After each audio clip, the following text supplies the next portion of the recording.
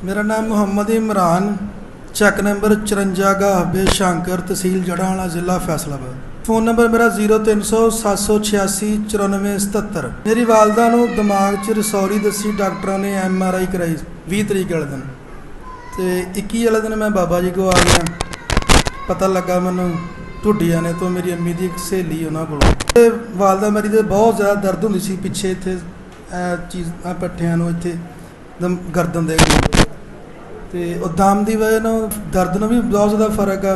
तो रात को जोड़ा अम्मी शोर पाते सी बहुत ज़्यादा, उठ के वो भी माशाल्लाह सुकून ना सौंदे ने जी। इस तरह से जिस तरह ना पे अपना मच्छरदानी च लेटे हुए तो मच्छरदानी इदा मारन वाला अपना तो गल्लां करी जानियां उची उची, यानी कि बहुत अजीबो गरीब तरीके ना। कभी कोई जानवर नज़र आता, कभी कुछ वो यानी कि असीं डर जाना लगे पे भी मसन भी ना अम्मा जी की हो जी ने उठना फिर दोबारा सो जाना। चलते फिरते सके, खाते पीते भी सी, लेकिन भुख घट लगती सी।